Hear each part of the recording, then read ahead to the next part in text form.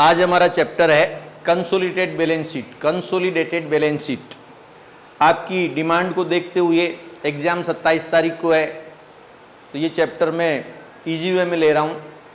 आप इसको 2 या 3 बार देखें और पूरा चैप्टर आपके क्लियर हो जाएगा।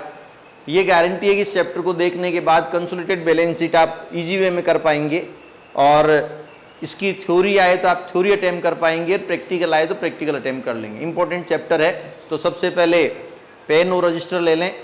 जहाँ जहाँ पर रिक्वायर्ड हो वहाँ पर इसको क्या करते हैं, रोक लें वीडियो को, और पेन लेकर रजिस्टर लेकर आप आराम से इसको मेरे साथ के साथ करें, क्योंकि यूट्यूब पर अगर आप करते हैं तो पेन और रजिस्टर कंपलसरी अकाउंट्स में, अदरवाइज चैप्टर समझ में नहीं आता है। तो आप आराम से इसको साथ में उतारें। देखें कंसोलिडेटेड बैलेंस शीट होता क्या है। कंसोलिडेटेड का मतलब होता है एकीकृत। एकीकृत का मतलब होता है एक जगह इकट्ठा, मतलब 2 बैलेंस शीट को मैच करना, 2 बैलेंस शीट को एक जगह करना।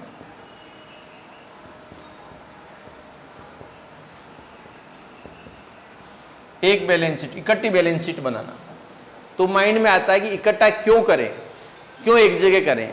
तो यहां पर एक कंपनी दूसरी कंपनी में, एक कंपनी दूसरी कंपनी में विनियोग करती है, इन्वेस्ट करती है, मतलब शेयर खरीदती है, शेयर खरीदती है। अगर ये शेयर 50% से ज़्यादा हो जाते हैं, 50% से ज़्यादा खरीद लेती है, कितने, 50% से ज़्यादा खरीद लेती है, तो जिसने खरीदे वो होल्डिंग कंपनी, जिसने खरीदे वो होल्डिंग, जिसके खरीदे वो सब्सिडरी कंपनी, सहायक कंपनी। तो होल्डिंग कंपनी ने, मतलब इस कंपनी ने इस कंपनी के 50% से ज्यादा शेयर खरीद लिए। इसका मतलब हुआ इस कंपनी, जैसे ये वाई लिमिटेड है, तो वाई लिमिटेड का होल्ड किसके हाथों में है, एक्स लिमिटेड के हाथों में। ये company Y limited X limited के लिए काम करेगी, वाई लिमिटेड अब आज से एक्स लिमिटेड के लिए काम करेगी। ठीक है, तो वाई लिमिटेड पर एक्स लिमिटेड का होल्ड हो गया, 50% से ज्यादा हो गया। बोर्ड ऑफ डायरेक्टर में एक्स लिमिटेड के सारे मेंबर एक्स लिमिटेड के होंगे, वोटिंग पावर एक्स लिमिटेड की ज्यादा होगी, तो जो एक्स लिमिटेड चाहेगी वही काम वाई लिमिटेड करेगी। एक तरह से एक्स लिमिटेड इस वाई लिमिटेड की मालिक कंपनी हो गई। ठीक है, अब बात करते हैं प्रैक्टिकल में क्या करेंगे।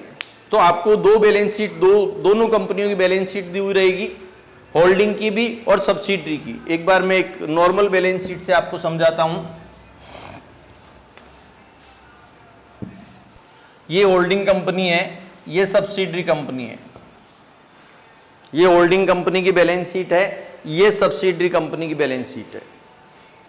होल्डिंग कंपनी ने सब्सिडरी कंपनी के शेयर खरीद लिए। मैं इसको एच लिमिटेड और एस लिमिटेड लिख देता हूं। इसने इन्वेस्ट किया, तो इन्वेस्टमेंट यहां होंगे।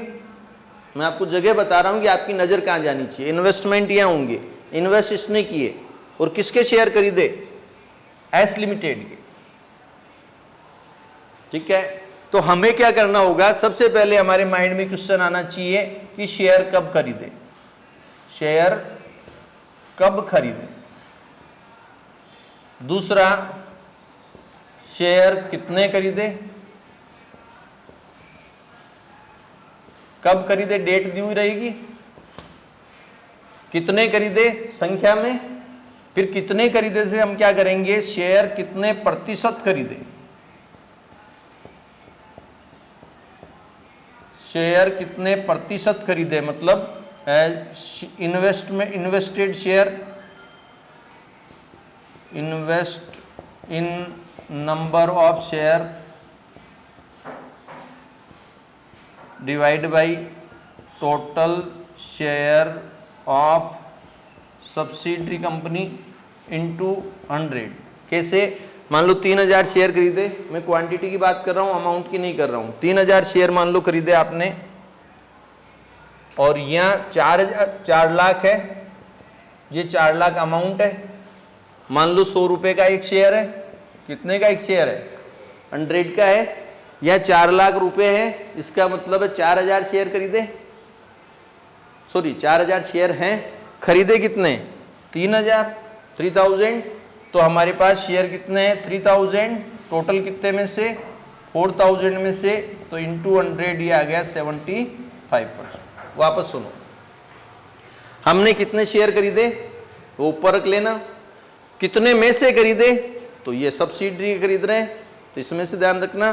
तो 3000 डिवाइड बाई 4000 इंटू 100 करेंगे तो 75% हमने शेयर खरीद लिए। ठीक है, अब हम P&L बनाते हैं। तो P&L बनाएंगे, ये P&L अकाउंट, P&L अकाउंट में बाई बैलेंस BD। ध्यान रखिए कई तरीके हैं करने के, पर मैं जो तरीका लेता हूं ये ओपनिंग P&L लिखता हूं, opening P&L minus interim dividend.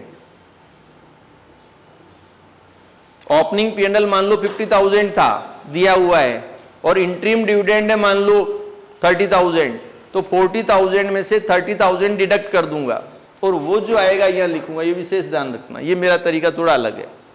ठीक है, यहां पर टू ट्रांसफर इन रिजर्व, अगर आपने रिजर्व में डाला है तो यहां पर अगर कोई डिविडेंड प्रपोजल किया है, प्रपोज डिविडेंड है, तो यहां पर डिविडेंड में ट्रांसफर कर दिया हो। फिर टू बैलेंस CD, ये कहाँ मिलेगा? ये बैलेंस CD यहाँ मिलेगा P&L ये वाला। तो 31 मार्च की बैलेंस शीट होती है ये, तो जितनी भी ये सब बैलेंस CD है ये, और BD कहाँ मिलेगा? नीचे वर्किंग नोट में मिलेगा कि साल के शुरू में हमारे पास P&L कितना था। ठीक है, और इसके बाद आ जाएगा by net profit for current year. अब ये जो नेट प्रॉफिट है ये इस साल का प्रॉफिट है, इसके दो टुकड़े करेंगे। एक तो हमारे शेयर खरीदने के बाद का प्रॉफिट जिसे हम कहेंगे पोस्ट प्रॉफिट, पोस्ट मतलब बाद का। एक शेयर खरीदने से पहले का प्रॉफिट जिसे हम कहेंगे प्री प्रॉफिट। ठीक है, तो यहां देखो, यहां इसके मैं दो पार्ट करता हूं इस नेट प्रॉफिट के, एक तो प्री प्रॉफिट, एक पोस्ट प्रॉफिट। क्लियर है? अब ये प्री प्रॉफिट कहां जाएगा? ये जाएगा नेट वर्थ की कैलकुलेशन में, क्योंकि हमारे आने से पहले का है, हमारे आने से पहले का है, तो ये नेट वर्थ में चल जाएगा। और पोस्ट प्रॉफिट कहां जाएगा?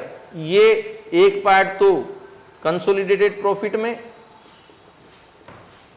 और दूसरा पार्ट जो माइनॉरिटी वालों का है, ये माइनॉरिटी शेयर होल्डर, अभी बाद में बताऊंगा ये माइनॉरिटी क्या होता है, इसमें जाएगा, दो जगह चल जाए। एक चीज विशेष ध्यान रखना, अगर शेयर खरीदने के बाद का कोई खर्चा है तो वो पोस्ट प्रॉफिट से माइनस होगा। कैसे? मान लो आग लग गई, 10,000 का माल जल गया, कोई इंश्योरेंस नहीं था, आग लगी 1 दिसंबर को, हमने शेयर खरीदे 1 अक्टूबर को, हमने शेयर कब खरीदे? 1 अक्टूबर को। आग कब लगती है? 1 दिसंबर को। तो अक्टूबर के बाद आग लगी है, अक्टूबर के बाद आग लगी है, तो हम क्या करेंगे? वो एक बार का तो इसमें वापस जोड़ देंगे नेट प्रॉफिट में, 10,000 रुपए एक बार का तो नेट प्रॉफिट में जोड़ देंगे, क्योंकि हम जानते हैं आग लगी है तो घटाया हुआ है, तो वापस जोड़ देंगे। माना कि आग नहीं लगी तो 10,000 रुपए वापस जोड़ देंगे। फिर दो टुकड़े करेंगे, प्री और पोस्ट, और फिर ये 10,000 यहां से घटाएंगे, क्योंकि ये स्पेसिफिक डेट का है, पोस्ट का है। अगर ये प्री का होता तो यहां से घटाते, वहां नेट प्रॉफिट में तो ऐड करना है। क्यों ऐड करना है? क्योंकि वो एक्सीडेंटल लॉस है जो कि पहले घटा दिया, स्पेसिफिक डेट का है, तो एक बार का तो ये मानेंगे कि आग नहीं लगी होती तो प्रॉफिट कितना होगा, तो फिर बांटेंगे ताकि प्रॉफिट बराबर बढ़ जाए। अब प्री का वो नुकसान अगर प्री का है तो यहां से डिडक्ट करेंगे, और पोस्ट का है तो यहां से डिडक्ट करेंगे। एक चीज और ध्यान रखना, जो एक्स्ट्रा डेप्रिसिएशन लगाते हैं हम, क्या लगाते हैं? Extra depreciation. इसका मतलब वो खरीदने के बाद वाली डेट का लगाते हैं, जो रेट चेंज होती है, मशीन की वैल्यू चेंज होती है, तो एक्स्ट्रा डेप्रिसिएशन जो लगेगा वो पोस्ट प्रॉफिट से लगेगा, क्योंकि वो बाद का है, वैल्यू चेंज बाद में हुई है, ये विशेष ध्यान रखना। क्लियर है? वापस सुनो एक बार। शेयर कब खरीदे, डेट दी हुई रहेगी, कितने खरीदे, यहां लिखा हुआ रहेगा कितने खरीदे, कितने में से खरीदे यहां देख लेंगे, पर यहां संख्या लेनी है, अमाउंट नहीं लेनी है। कितना परसेंटेज आ जाएगा, कितने खरीदे कितने में से इंटू 100 तो परसेंटेज आ जाएगा। ठीक है, फिर हम P&L अकाउंट बनाएंगे, P&L अकाउंट बनाएंगे। ठीक है, इससे नेट प्रॉफिट आएगा। नेट प्रॉफिट के दो टुकड़े करेंगे, प्री प्रॉफिट और पोस्ट प्रॉफिट। प्री प्रॉफिट कहां जाएगा, नेटवर्थ में, और पोस्ट प्रॉफिट कहां जाएगा, वो जैसे वो बढ़ता है वो भी परफॉर्मा बताऊंगा मैं, उसमें आ जाएगा। क्लियर है? स्पेसिफिक डेट का कोई नुकसान है तो स्पेसिफिक डेट वाले प्री या पोस्ट में से अलग से सेपरेट डिडक्ट होगा। प्रपोज डिविडेंड अगर बैलेंस शीट में दे रखा है तो प्रपोजल कहां से किया था, P&L एप्रोप्रिएशन से तो किया था, तो प्रपोज डिविडेंड अगर है तो यहां लिख देते हैं। क्लियर है? अब देखो निकाल रहे हैं इसका नेटवर्थ, इसका नहीं, इसको हम खरीद रहे हैं तो नेटवर्थ हम इसका निकाल रहे हैं। इसका निकालने का मतलब हुआ, इसका निकालने का मतलब है कि हम जिस कंपनी में इन्वेस्ट कर रहे हैं उसका शुद्ध धन कितना है। नेटवर्थ को मैं नेट एसेट्स भी कह सकता हूं, नेटवर्थ को मैं शेयर होल्डर फंड भी कह सकता हूं। चैप्टर के साथ हम नाम बदलते हैं। नेटवर्थ का मतलब उस कंपनी का धन कितना है जो मालिकों ने लगा रखे हैं, क्योंकि हम हिस्सा खरीद रहे हैं तो मालिकाना हक खरीद रहे हैं। अगर यही चैप्टर वैल्यूएशन ऑफ शेयर होता तो हम उसको नेट एसेट्स बोलते। यही चैप्टर अगर ओनर्स इक्विटी बोल जाते हम, चैप्टर के साथ हम चेंज करते हैं तो नेट वर्थ का मतलब है मालिकों ने कितना लगा रखा है, किस डेट को, जिस दिन शेयर खरीदे उस डेट को। अगर मैं 1 अप्रैल को शेयर खरीद लेता हूं तो 1 अप्रैल का नेटवर्थ, अगर मैं 1 जुलाई को शेयर खरीदता हूं तो 1 जुलाई का नेटवर्थ, अगर 1 अक्टूबर को शेयर खरीदते हैं तो 1 अक्टूबर का नेटवर्थ, और 31 मार्च को खरीदते हैं तो 31 मार्च का नेटवर्थ। जिस दिन हम उस कंपनी में इन्वेस्ट कर रहे हैं उस दिन उस कंपनी की वैल्यूएशन क्या है। इसको आप यूं समझ लो कि आप एक कार खरीद रहे हैं तो कार की वैल्यूएशन करवाते हैं ना कि कितने की है, या नहीं करवाते तो ये कंपनी की वैल्यूएशन हो रही है। वैल्यूएशन ऑफ शेयर में नेट एसेट्स निकालते हैं ना, नहीं निकालते क्या? तो वहां एक शेयर के पीछे कितनी एसेट्स है वो निकालते हैं। और यहां हम क्या कर रहे हैं, नंबर ऑफ शेयर का भाग नहीं दे रहे हैं, इतना ही कर रहे हैं हम। तो आपको अलग से कुछ ज्यादा सोचने की जरूरत नहीं है, चैप्टर के साथ बदलने की जरूरत नहीं है। आप नेटवर्थ कैसे निकालेंगे तो आपके ब्रेन में होना चाहिए नेट एसेट्स। अब आप कहेंगे नहीं हम इधर से नहीं निकालते, मैं दोनों साइड से निकाल सकता हूं, पर यहां सीधा सीधा इक्विटी शेयर वगैरह पड़े हैं, बैलेंस शीट दी हुई है तो हम इस साइड से निकाल लेते हैं। ठीक है, तो देखो calculation of net worth, calculation of net worth. देखो नेटवर्थ की कैलकुलेशन करना सबसे इजी चैप्टर माना जाता है ये, और इसको अगर आप पेन और रजिस्टर लेके बैठेंगे तो आज ये आपको कंप्लीट आ जाएगा। अब यहाँ आपका ध्यान जाना चाहिए कि नेटवर्थ किसकी निकाल रहे हैं। मैंने आपको कहा नेटवर्थ का मतलब नेट एसेट्स ही है। अब जब नेट एसेट्स ही नेटवर्थ तो हम नेट एसेट्स से सीखते हैं एक बार, थोड़ा टाइम तो लगेगा। सारी एसेट जोड़ लेंगे, फिक्टिशियस को छोड़कर सारी एसेट्स जोड़ लेंगे, माइनस सारी एक्सटर्नल लायबिलिटी, नेट एसेट्स आ जाएगी। पर इसमें हम नेट एसेट्स से क्यों नहीं निकालते, क्योंकि हम बीच में शेयर खरीदते हैं और ये नेट एसेट्स आती है 31 मार्च की। समझ रहे हो मेरी बात? ये जो नेट एसेट्स आती है बैलेंस शीट से, वो बैलेंस शीट से नेट एसेट्स आती है कब की, 31 मार्च की। और हमने शेयर मान लो खरीदे 1 जुलाई को, तो हमें तो जुलाई की निकालनी है, तो थोड़ी सी मातापच्ची बढ़ जाती है, इसलिए हम सीधा सीधा इधर से निकालते हैं। ये आपको ध्यान रखना है। अब नेट वर्थ का मतलब हुआ, एक तो इक्विटी शेयर कैपिटल ले लेंगे, मालिकों का धन निकालना है, इक्विटी शेयर कैपिटल लेंगे, रिजर्व फंड P&L लेंगे, कौन से, ओपनिंग, ताकि हम 1 अप्रैल की नेटवर्थ निकालें। पहले 1 अप्रैल को नेटवर्थ क्या थी, और इस साल का प्री प्रॉफिट निकाल जोड़ देंगे तो जुलाई की नेटवर्थ आ जाएगी, अक्टूबर की नेटवर्थ आ जाएगी। अप्रैल तक के रिजर्व फंड P&L ले लिए, कि 1 अप्रैल को रिजर्व कितना था, फंड कितना था, P&L कितना था, और इस साल जो कमाया net pre profit pre period में कमाया वो जोड़ लेंगे। वापस सुनो, यहां लेंगे इक्विटी शेयर कैपिटल ओपनिंग वाली। तो आप कहोगे ओपनिंग की होती है सर, कई बार बोनस शेयर इशू करता है तो क्लोजिंग की भी होती है कैपिटल, रीच में बोनस शेयर इशू की है, ओपनिंग वाली लेनी है। फिर हम क्या लेते हैं, opening P&L, opening reserve, opening fund, ठीक है, प्रॉफिट ऑन रिवैल्यूएशन,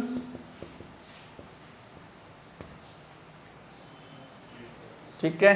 देखो यहां तक आ गया, ओपनिंग का आ गया सारा। अब हमने वैल्यूएशन की तो प्रॉफिट ऑन रिवैल्यूएशन लिख दिया, profit on less debit balance of P&L, opening में कितना था, fictitious assets,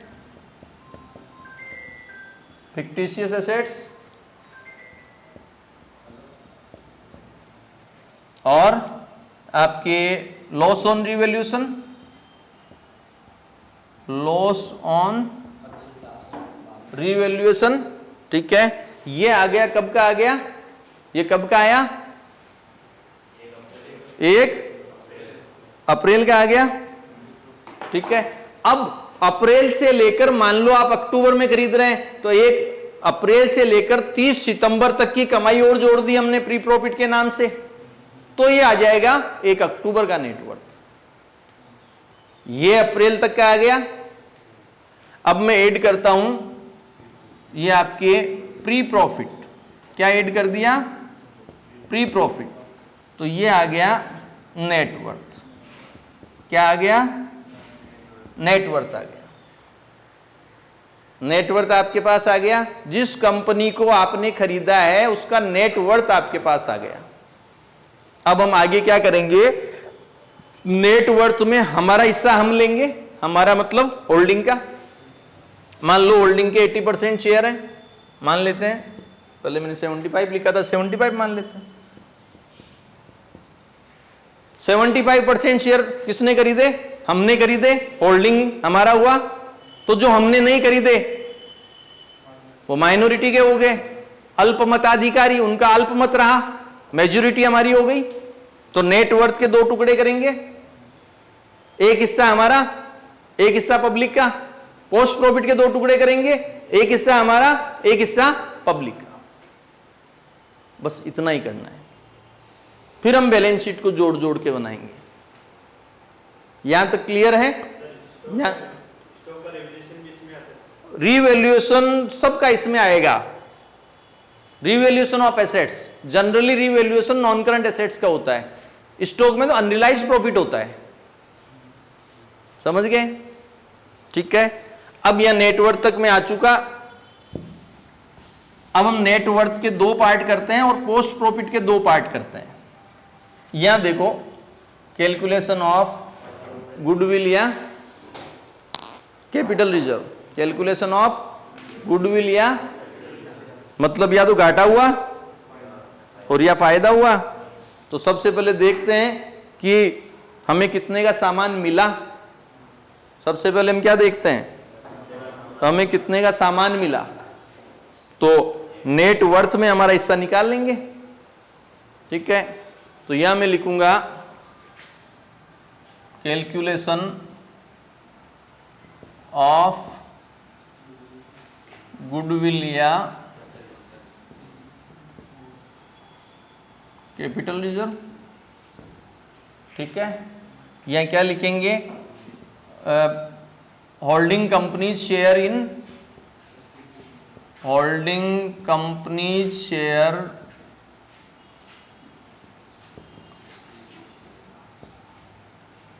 in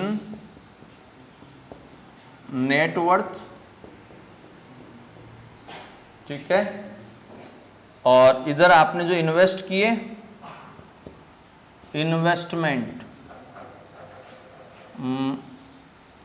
after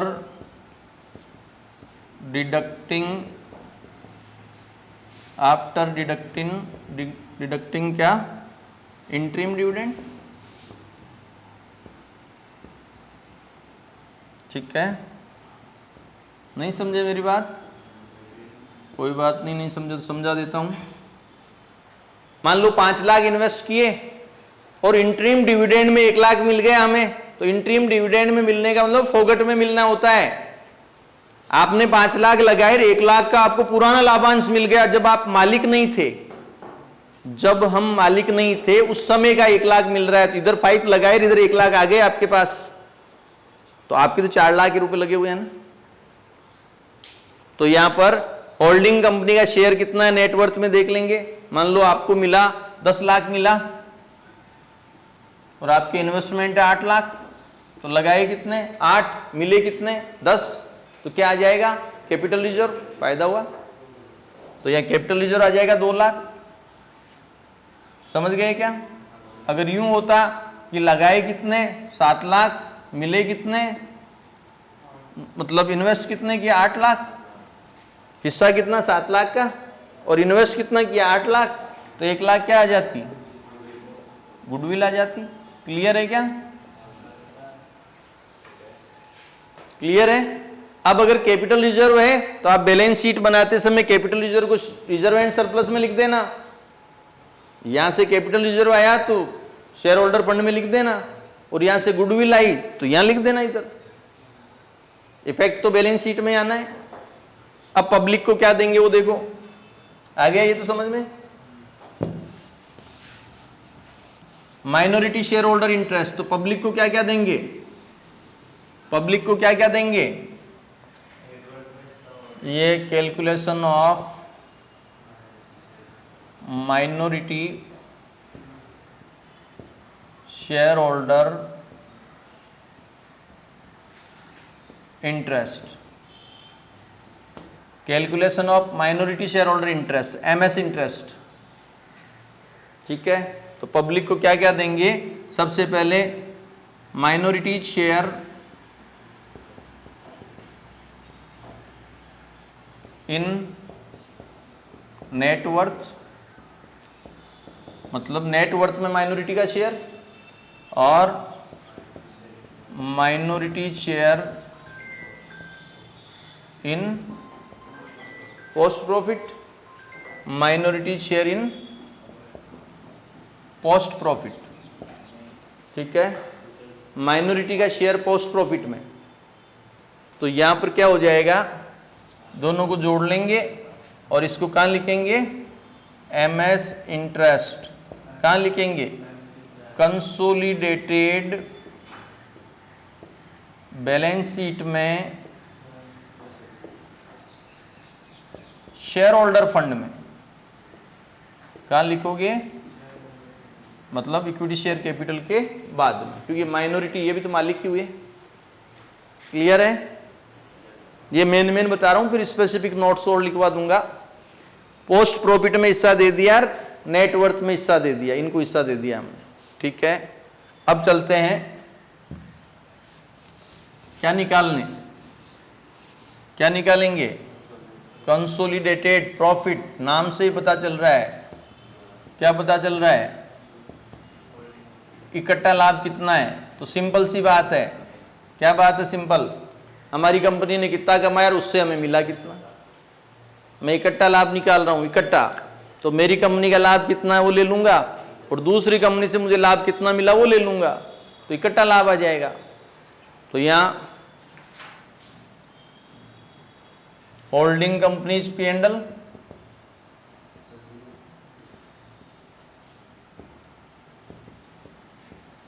holding companies profit, कि होल्डिंग का खुद का कितना है, और ऐड करेंगे, क्या ऐड करोगे, share in post profit, share in post profit, post profit में शेयर कितना मिला, ये आ गया कंसोलिडेटेड प्रॉफिट। कहाँ दिखेंगे इसको, इसको यहाँ इन दोनों का जो P&L है ना, उसकी जगह लिख देंगे कंसोलिडेटेड प्रॉफिट। एक बार का पार्ट कंप्लीट। अब इंफॉर्मेशन के बारे में सोचते हैं, क्या क्या इंफॉर्मेशन आ सकती है। 4 चीजों का ध्यान रखना। एक कंपनी के डेटर दूसरी कंपनी के क्रेडिटर हैं। होल्डिंग ने माल बेचा सब्सिडरी को, उधार, तो होल्डिंग के डेटर सब्सिडरी के क्रेडिटर हो गए, या सब्सिडरी ने माल बेचा होल्डिंग को उधार, तो होल्डिंग के क्रेडिटर सब्सिडरी के डेटर हो गए। आज दोनों कंपनियां एक हो रही है, दोनों का गल्ला एक हो रहा है, तो होल्डिंग अगर रुपए देगी तो गल्ले से निकाल के सब्सिडरी को देगी, सब्सिडरी वापस गल्ले में रख देगी, दोनों का गल्ला एक हो गया ना। कैश काउंटर गल्ला तो जानते हो ना, दोनों का बैंक अकाउंट एक हो गया। क्लियर है? तो यहां पर क्या करेंगे, कॉमन डेब्ट की बात करते हैं। इसका मैंने आपको थ्योरी का क्वेश्चन भी एक वीडियो में बता रखा है, तो वो क्वेश्चन भी आप देख लें, दोनों रिलेटेड क्वेश्चन है। थ्योरी आ जाए तो ये छाप के आ जाना, आप आराम से 20 में से 20 मिल जाएंगे। थोड़ा तरीके से तो प्रैक्टिकल भी हो जाएगा और थ्योरी भी हो जाएगी। कॉमन डेब्ट, एक कंपनी के डेटर दूसरी के क्रेडिटर हैं, तो टोटल डेब्ट माइनस कॉमन डेब्ट,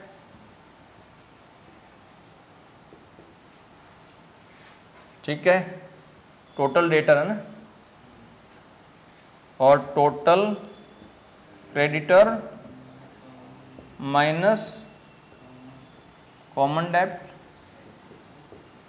टोटल डेटर में से कॉमन डेब्ट माइनस कर देंगे, टोटल क्रेडिटर में से कॉमन डेब्ट माइनस कर देंगे। डेटर को जोड़ेंगे और कॉमन डेब्ट माइनस कर देंगे, क्रेडिटर को जोड़ेंगे और कॉमन डेब्ट माइनस कर देंगे। ये तो हो गया कॉमन डेब्ट का, ठीक है। अब सुनना, एक कंपनी ने माल बेचा उधार और बिल ले लिया तो बीआर कहलाया। क्या कहलाया? तो एक कंपनी के बीआर दूसरे के बीपी हैं, मतलब कॉमन बीआर बीपी, ये कॉमन बीआर बीपी। एक कंपनी के बीआर दूसरी कंपनी के बीपी है, ठीक है। अब मैंने माल बेचा, मैं होल्डिंग को मानता हूं खुद को, मैंने बेचा सब्सिडरी को आपको, आपने बिल दे दिया, वो बिल मेरे लिए बीआर है। अगर आपकी कंपनी और मेरी कंपनी एक हो गई, बैंक अकाउंट एक हो गया, तो मैं कहूंगा बीआर का पेमेंट करो, तो तुम उसी बैंक अकाउंट से दोगे। इसका मतलब बीआर से बीपी को कैंसिल कर दो। लेकिन अगर उसमें से कुछ बिल इंडोर्स कर दिए मार्केट को या बैंक से डिस्काउंट करवा लिए, तो हम दोनों एक हो जाएं, फिर भी बैंक वाला तो रुपए लेने आएगा। इसको यूं समझना कि 10,000 के बीपी सब्सिडरी ने होल्डिंग को दिए, पहला केस ये, इसकी बीपी उसकी बीआर हो गई, ये होल्डिंग के पास पड़े हैं। किसके पास पड़े हैं? ये होल्डिंग कंपनी के पास पड़े हैं, ये होल्डिंग कंपनी के पास है, खुद के पास। इसका मतलब पेमेंट किसी दूसरे को नहीं देना, दूसरे को पेमेंट नहीं देना ना। तो हम क्या करेंगे, टोटल बीआर और टोटल बीपी से 10,000 माइनस कर देंगे, मतलब कॉमन बीआर माइनस कर देंगे।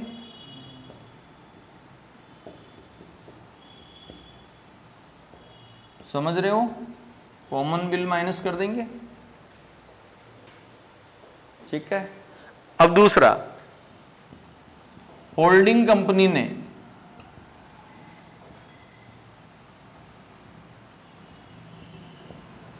ये बिल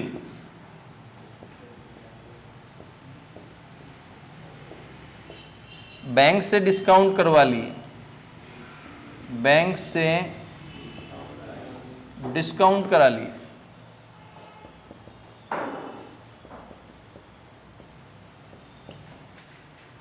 ठीक है। क्या आज की डेट में हमारे पास कॉमन बीआर बीपी है? क्या आपने जो बीपी दी वो मेरे पास है? किसके पास है? या तो बैंक से डिस्काउंट करवा लिए या एंडोर्स टू क्रेडिटर, क्रेडिटर को एंडोर्स कर दिया, एंडोर्स टू क्रेडिटर, ठीक है। इस केस में हम दोनों एक हो जाएं तो भी बैंक को तो रुपए देने पड़ेंगे, क्रेडिटर को रुपए देने पड़ेंगे, मतलब कॉमन तत्व खत्म हो गया। तो बीआर बीपी का कुछ भी नहीं करेंगे, ना बीआर का कुछ करेंगे ना बीपी का कुछ करेंगे। क्यों नहीं करेंगे? हमारे पास कॉमन नहीं है।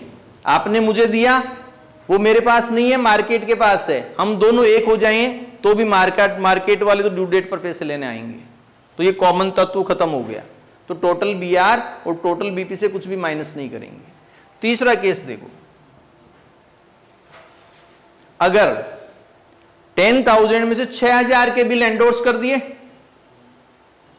6,000 के एंडोर्स टू क्रेडिटर, लेनदारों को बेचान कर दिए, 1,000 के बिल बैंक से डिस्काउंट करवा लिए, तो 7,000 के बिल मार्केट में चले गए। तो हमारे पास कितने के बिल हैं? 3,000 के बिल हमारे पास है। कितने के बिल है हमारे पास? तो 3,000 ही कॉमन बचा। तो टोटल बीआर से 3,000 माइनस, टोटल बीपी से 3,000 माइनस। अब हम हमारा नियम बनाते हैं। ये मैंने आपको केस समझाया है, अब मैं मेरा नियम आपको बता रहा हूं कि कॉमन बीआर बीपी के मामले में कंसोलिडेटेड बैलेंस शीट बनाने की तिथि को जितने कॉमन बीआर हमारे पास पड़े हैं, कितने दिए से मैटर नहीं है, कितने कॉमन बीआर हमारे पास पड़े हैं, उनको टोटल बीआर और टोटल बीपी से माइनस करेंगे। इस केस में पूरे 10,000 के पड़े हैं, तो टोटल बीआर टोटल बीपी से 10,000 माइनस करेंगे। इस केस में एक भी नहीं है तो कुछ भी माइनस नहीं करेंगे। इस केस में जो दिख रहा है ना तुम्हें, क्या लिखा हुआ है कि 6,000 के तो एंडोर्स कर दिए, 6,000 एंडोर्स कर दिए, थोड़ा बहुत तो समझदार हुई तुम, पूरे ही हो, और 1,000 के डिस्काउंट कर लिए, तो 7,000 के चले गए। अभी कितने पड़े हैं? 3,000 के पड़े हैं। तो 3,000 के बिल को हम क्या करेंगे? टोटल बीआर और टोटल बीपी से माइनस करेंगे। कंप्लीट टॉपिक है किसका? कॉमन बीआर बीपी का। कॉमन डेटर क्रेडिटर का हो गया। अब दो और बचे हैं, अनरियलाइज्ड प्रॉफिट और इंटरिम डिविडेंड, तो उसको हम क्लियर करते हैं, फिर आपके चैप्टर बिल्कुल सिंपल। फिर तुम अगर कमेंट बॉक्स में लिखोगे तो मैं क्वेश्चन डाल दूंगा, नहीं लिखोगे तो नहीं डालूंगा ना। देखो, ये आपके 3rd नंबर पर मैं लेता हूं अनरियलाइज्ड प्रॉफिट। ये क्या होता है वो देखना। ये होल्डिंग कंपनी, ये subsidiary company S limited. Holding company ने 10,000 का माल 2,000 रुपए प्रॉफिट जोड़कर 12,000 में इसको बेचा। समझ गए क्या? आप ये कहेंगे क्यों लाभ जोड़कर क्यों बेचा? उस टाइम ये दोनों कंपनियां एक नहीं थी, अलग अलग कंपनी थी, और कंपनी अगर माल बेचेगी तो लाभ जोड़कर बेचेगी। तो 10,000 का माल 2,000 रुपए प्रॉफिट जोड़ा और 12,000 में बेचा, बेच दिया 12,000 में। अब होता क्या है, एस लिमिटेड ने इसको खरीदा, तो एस लिमिटेड के लिए 12,000 क्या है? कॉस्ट प्राइस है, इसके लिए सेल प्राइस है, इसके लिए कॉस्ट। इस माल में से आधा माल कितने का? आधा माल मतलब 6,000 की लागत का, इसके लिए तो लागत ही मानी जाएगी ना। इसके पास पड़ा है, स्टॉक में पड़ा है। अब ये दोनों कंपनियां एक होती है। अब ये दोनों कंपनियां क्या होती है? एक होती है। होल्डिंग और सब्सिडरी दोनों कंपनियां एक हो रही है, हो गई एक। ये माल घर का वापस घर में आ गया, ये माल घर का घर में आ गया। तो पहले ये 2,000 रुपए कमाई बता रहा था होल्डिंग वाला, आधा माल तो सब्सिडरी ने बेच दिया, मेरी बात समझ रहे हैं?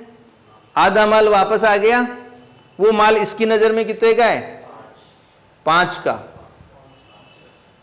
कितने का है? कैसे? पूरा 10 का था इसकी लागत, 2 प्रॉफिट जोड़ के 12 में बेचा, तो उसकी लागत 12 है, लेकिन इसकी लागत तो 10 है। तो वो माल वापस इसके पास आ गया, तो दोनों का स्टॉक एक हो रहा है, तो इसकी नजर में वो माल कितने का है? तो 1,000 क्या है? Unrealised profit.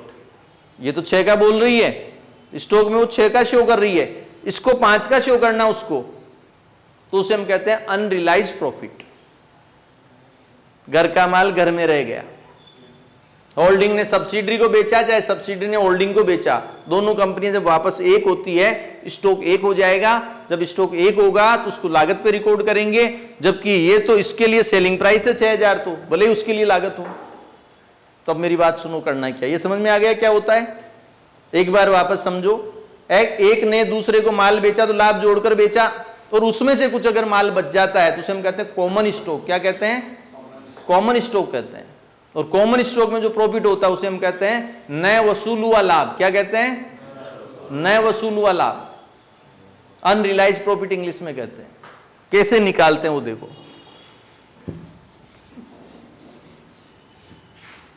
एक कंपनी दूसरी कंपनी को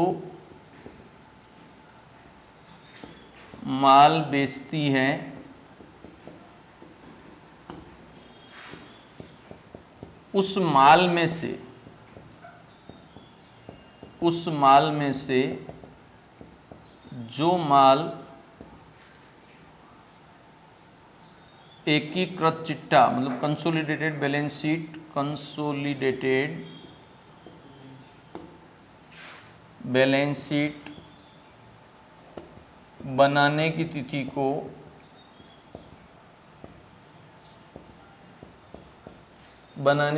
को रह जाता है, बिना बिका रह जाता है। स्टॉक रह जाता है मतलब बिना बिका रह जाता है। उस माल में जो माल कंसोलिडेटेड बैलेंस शीट बनाने की तिथि को बिना बिका रह जाता है,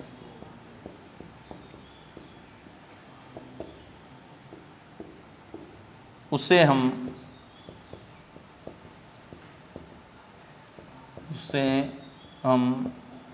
कॉमन स्टॉक कहते हैं। ठीक है। अब अनरियलाइज्ड प्रॉफिट कैसे निकालते हैं? तो common stock into GP rate on sales divide by 100, और या कॉमन स्टॉक इनटू, यहां तक आ जाएगा, GP rate on cost divide by 100 plus rate. 10 है तो 110, 20% तो 120। मैंने दोनों तरीके बता दिए। ऑन सेल है तो रेट अपॉन 100 करना है, ऑन कॉस्ट है तो रेट अपॉन 100 प्लस रेट करना है। ये आ गया अनरियलाइज्ड प्रॉफिट। देखो, एक कंपनी दूसरी कंपनी को माल बेचती है, उस माल में से जो माल बचा हुआ रह जाता है उसे हम क्या कहते हैं? क्या कहते हैं? कॉमन स्टॉक कहते हैं। नशे में कहते हैं। क्या कहते हैं? कॉमन स्टॉक कहते हैं। और कॉमन स्टॉक में जो प्रॉफिट है उसे हम क्या कहते हैं? अब बात आती है अनरियलाइज्ड प्रॉफिट का करते क्या है। तो एक तो स्टॉक से माइनस करेंगे और दूसरा कमाई में से माइनस होगा। हमने तो जोड़ दिया ना। तो देखो क्या करना है वो देखें।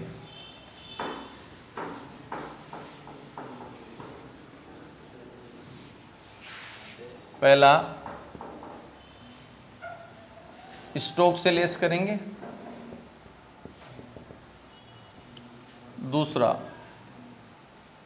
यहां ध्यान रखना, ये लिखकर लिख देना बेचने वाली होल्डिंग है। बेचने वाली कौन है? किसके पास स्टॉक में पड़ा है? बेचने वाली होल्डिंग है, तो स्टॉक से लेस करेंगे। दूसरा कंसोलिडेटेड प्रॉफिट से लेस करेंगे।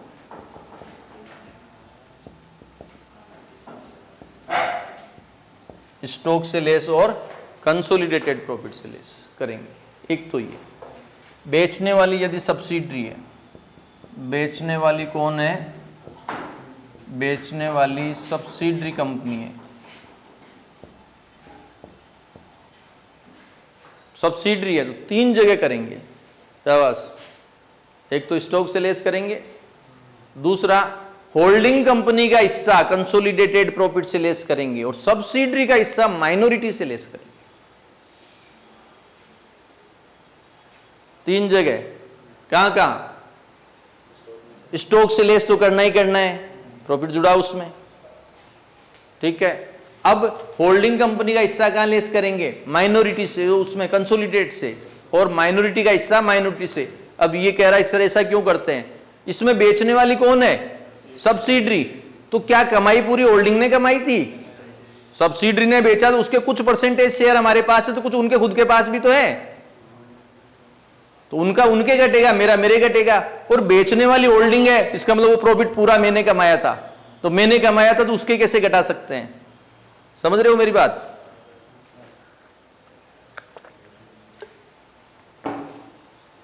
ठीक है।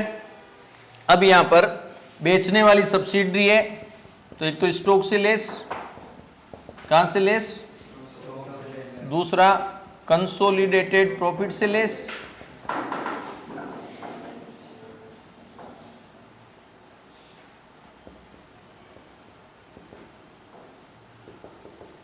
और तीसरा किससे लेस? एमएस इंटरेस्ट से लेस।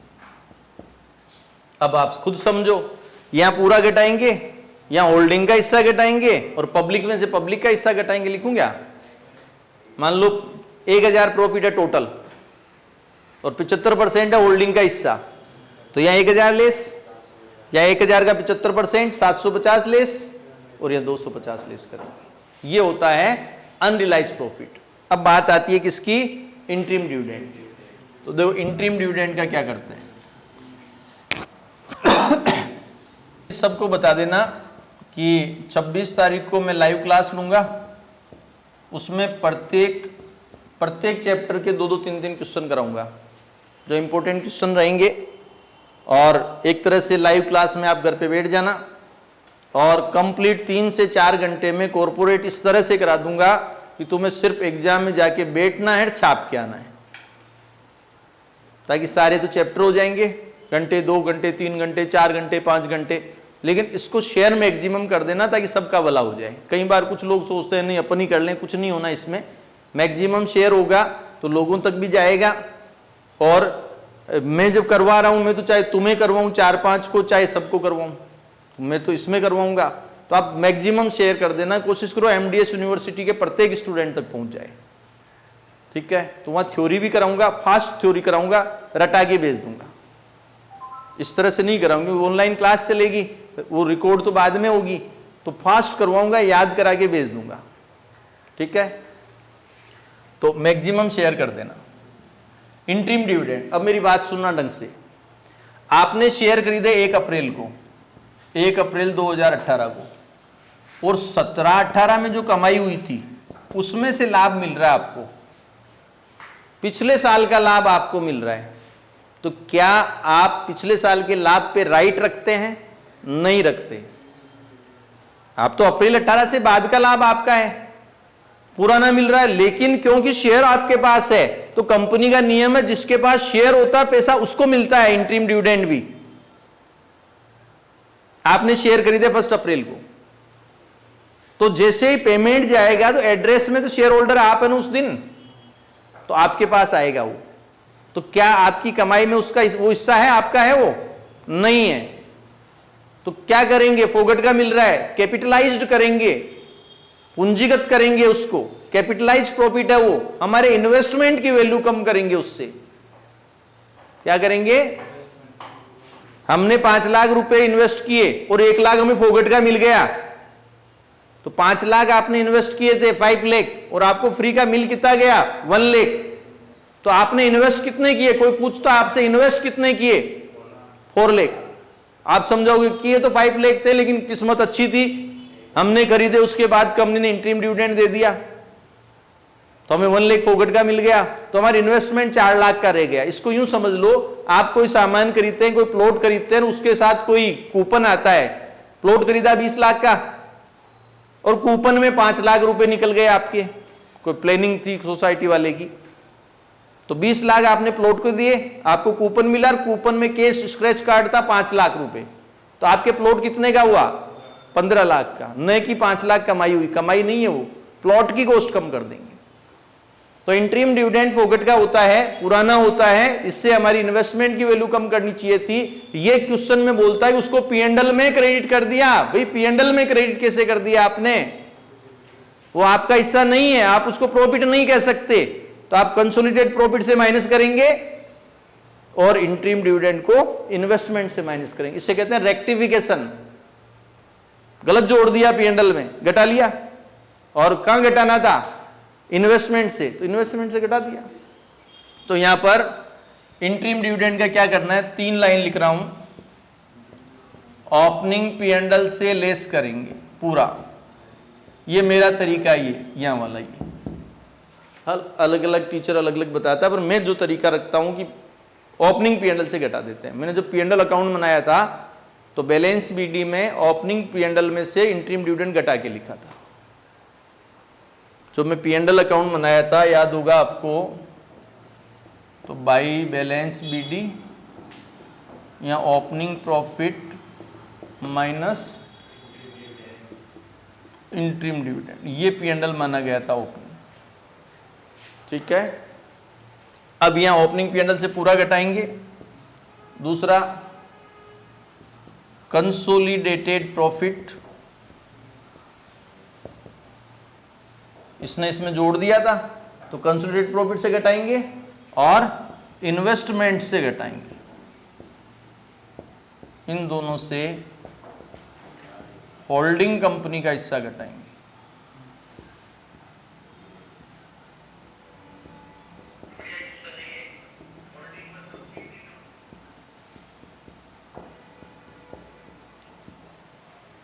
क्लियर? आ गया समझ में? अब बैलेंस शीट कैसे बनाएंगे ये मैंने सारा करवा दिया, सिर्फ एक टॉपिक छोटा है कि प्रेफरेंशियल कैपिटल भी साथ हो तो क्या करना है, वो अभी बड़ा वीडियो हो जाएगा, वो एक छोटा वीडियो ले लेंगे 10-5 मिनट का। अब बैलेंस शीट कैसे बनानी ध्यान देना। अब यहां सुनना ढंग से, इक्विटी शेयर कैपिटल सिर्फ होल्डिंग की लेंगे, सिर्फ होल्डिंग की, रिजर्व सिर्फ होल्डिंग का लेंगे, माइनॉरिटी शेयर होल्डर इंटरेस्ट यहां लिख देंगे, कैपिटल रिजर्व होगा तो कैपिटल रिजर्व यहां लिख देंगे, कंसोलिडेटेड प्रॉफिट यहां लिख देंगे। P&L आपस में नहीं जोड़ेंगे, कंसोलिडेटेड प्रॉफिट लिखेंगे, कैपिटल रिजर्व आया तो कैपिटल रिजर्व लिखेंगे, बाकी इसके रिजर्व ले लेंगे। जो चीज हम नेटवर्थ में लिख चुके, सब्सिडरी कंपनी की जो चीजें हम नेटवर्थ में लिख चुके हैं, सब्सिडरी कंपनी की जो चीजें हम किस में लिख चुके हैं, नेटवर्थ में लिख चुके हैं, वो नहीं जोड़ी जाएगी इक्विटी शेयर कैपिटल सब्सिडरी का, क्योंकि हमने नेटवर्थ के माध्यम से बांट दिया, तो वहां बांट भी दिया और यहां और भी लिखेंगे, 2 बार थोड़ी लिखोगे आप। तो इक्विटी शेयर कैपिटल सिर्फ होल्डिंग की, रिजर्व सारे सिर्फ होल्डिंग के, P&L की जगह क्या लिखेंगे, कंसोलिडेटेड प्रॉफिट लिखेंगे, कैपिटल रिजर्व आएगा तो लिखेंगे, MS interest share holder fund में लिखेंगे। अब आगे चलते हैं नॉन करंट लायबिलिटी में। नॉन करंट लायबिलिटी, इसका कर्जा और इसका कर्जा मिलाकर लिखेंगे, करंट लायबिलिटी इसका और इसका मिलाकर लिखेंगे, कॉमन डेब्ट होगा वो तो घटाएंगे। नॉन करंट एसेट्स दोनों की जोड़कर लिखेंगे, दोनों की लैंड जोड़ के देंगे, दोनों की मशीन जोड़ देंगे, दोनों के फर्नीचर जोड़ देंगे। इन्वेस्टमेंट खत्म हो गया। क्यों खत्म हो गया? हमने उसकी एसेट्स जोड़ के लिख ली। इसको यूं समझना, आपने इस संजय को 1 लाख दिया कि प्लॉट के पैसे हैं, उधार दिए 1 लाख रुपए प्लॉट है कि प्लॉट बेचूंगा तब ये 1 लाख वापस दे दूंगा, इन्वेस्ट किया 1 लाख रुपए। अब आपने वो प्लॉट आपकी एसेट्स मान लिया और 1 लाख और उधार थोड़े दिया हुआ है। जब इसका प्लॉट हमने ले लिया तो अब इन्वेस्टमेंट थोड़े ही है कि हम इन्वेस्टमेंट भी लिखे वो प्लॉट भी हमारा हो गया, ये नहीं होता है। अब इन्वेस्टमेंट नहीं लिखेंगे, क्लियर है? क्योंकि हमने सारी एसेट्स जोड़ के लिख ली। इसकी करंट एसेट्स हमारी करंट एसेट जोड़ लेंगे, इसकी लैंड हमारी लैंड, सॉरी इसके डेटर हमारे डेटर, इसके क्रेडिटर हमारे क्रेडिटर बोल गया, करंट एसेट्स जो भी है, इसके BR हमारे BR, इसकी केस हमारी केस, इसका बैंक हमारा बैंक, इसके डेटर हमारे डेटर, मतलब सारी करंट एसेट जोड़ के लिख देंगे। नियम में बता ही चुका कि कॉमन डेब्ट घटाना है, अनरियलाइज्ड प्रॉफिट घटाना है, वो सारा मैं इसमें बता चुका। ठीक है, वापस सुनो, जब आप बैलेंस शीट बनाओ तो शेयर कैपिटल सिर्फ इसकी, रिजर्व सिर्फ इसके, ठीक है, माइनॉरिटी शेयर होल्डर इंटरेस्ट वहां से लिख देंगे, कैपिटल रिजर्व आया तो कैपिटल रिजर्व लिख देंगे, कंसोलिडेटेड प्रॉफिट लिख देंगे P&L की जगह, नॉन करंट लायबिलिटी आपस में जोड़कर लिख लेंगे, करंट लायबिलिटी आपस में जोड़ के लिख लेंगे, नॉन करंट एसेट जोड़ के लिख लेंगे, करंट एसेट जोड़ के लिख लेंगे। इन्वेस्टमेंट नहीं आएगा। फिक्टिशियस एसेट्स कोई कचरा पड़ा है, डेबिट बैलेंस ऑफ P&L है, वो नहीं आएंगे। क्यों नहीं आएंगे? वो हमने नेटवर्थ में लिख दिया। समझ गए क्या? और फिर आप बैलेंस शीट की टोटल कर लोगे। ये आपके कंसोलिडेटेड बैलेंस शीट है। इसमें क्वेश्चन नंबर 8 आप करके जाना, 8.1 जो 1.5 लाख वाली मशीन जिसकी अक्टूबर में आपने खरीदे थे, 8वां क्वेश्चन कर जाना और 1-2 क्वेश्चन और कर जाना, जिसमें एक में आग लगती है और 8,000 रुपये का नुकसान होता है, कि एग्जाम्पल है। ठीक है, फिर कोई प्रॉब्लम हो तो मुझे बताना, मैं तुरंत क्वेश्चन उसकी प्रॉब्लम सॉल्यूशन करके अपलोड कर दूंगा।